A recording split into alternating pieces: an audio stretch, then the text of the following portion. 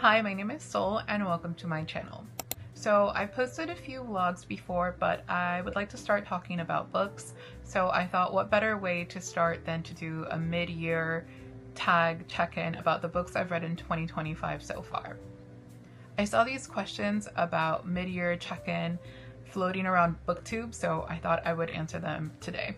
I know we are now in mid-July, so we're a little bit past the halfway point, but bear with me, I'm a slow reader and I've only had a handful of books that I've read so far, so I was waiting a little bit till I read a few more.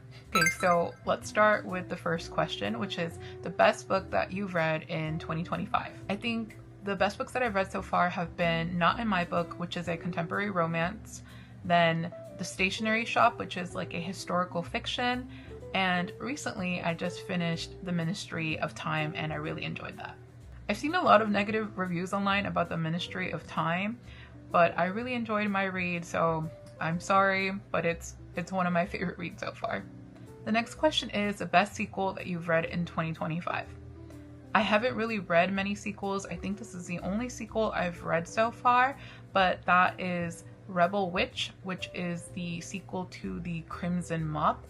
I think it's just a duology. There's only those two books. It is a young adult, new adult, fantasy romance, and I really enjoyed the first book. I really like the sequel, so that's the best sequel slash the only sequel that I've read so far. The next question is a new release that you haven't read yet and want to read, and I think for me that's going to be Rose in Chains by Julie Soto. I've read some of her other romances that she's published before, and this is her diving into fantasy romance. I've heard a lot of discourse around this book. I am curious to check it out, so that's a book that I want to read sometime in the next few weeks.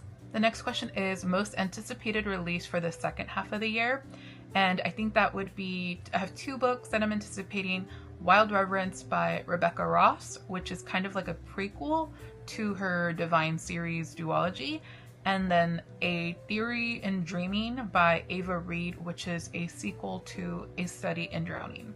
I read both Divine Rivals and A Study in Drowning, I think last year, and I really enjoyed both of them. I like the writing, so I'm really excited for these two books being released in the next couple of months.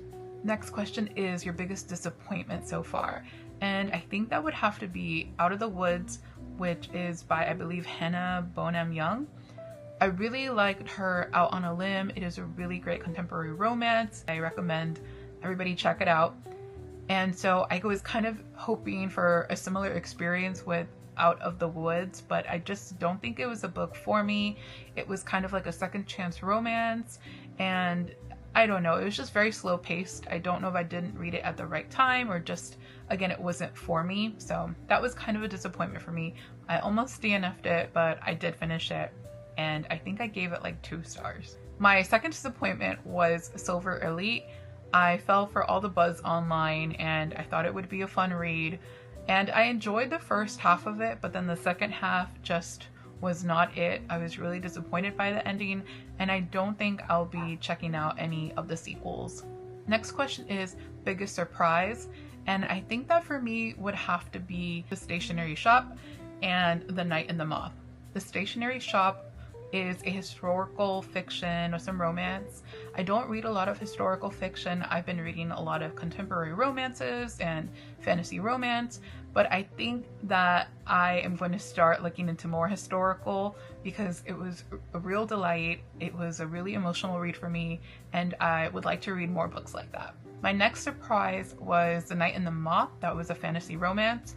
A lot of the fantasy romance or romantasy that I've read that's been coming out in the past couple of years has been kind of a flop, but this one is really fun and I really enjoyed it. I am looking forward to the sequel. Next is favorite new author, and I think that would have to be Katie Holt, who wrote Not in My Book. She had such a fun, easy reading style, and I'm looking forward to more books by her. And the other author was Marjan Kamali. I'm sorry I'm mispronouncing that. She was the author of The Stationery Shop. She has really emotional, evocative writing, and I am looking forward to reading other books by her. Next question is newest fictional crush. I don't really have fictional crushes, but I guess if I had to pick a character, I would say Gideon from Rebel Witch, the Crimson Moth duology. He is just such a sweet character, super brave, and I guess that would be my fictional crush for 2025 so far. Next is new favorite character. I would have to say that is the gargoyle from The Knight and the Moth. Spoiler if you haven't read the book, his name is Bartholomew. So yes, that's who I would say is my new favorite character. He's just really funny, dry sense of humor, and I'm looking forward to seeing him in subsequent books. Next question is book that made you cry, and I would have to say that's The Stationery Shop. The ending was really emotional. I was hoping for a slightly happier ending, but I understand why it ended the way it did, and I was just devastated for a couple of days. The other book that made me cry in pain, was Silver Elite. I did not like that ending. I was really confused / upset. I felt like I wasted my time, and that's basically why it made me cry. Next question is book that made you happy, and I think that would be this indie Kindle Unlimited book that I picked up called The Witch's Pet. It wasn't a great book, but I had a really fun time reading it, and I had a couple of laughs, and I was really surprised by the end. I just flew through it, and it made me smile because I had a good time. Okay, there are a couple of questions left. The next one is the prettiest book that you've bought so far, and I would have to say that is Silver Elite. It has some really pretty silver sprayed edges. I don't have it with me right now because I lent it out, but I just really like the shimmery, shiny pages that it has. And the last question is, what books do you need to read by the end of the year? And honestly, I think that's just read more of the books on my physical shelf.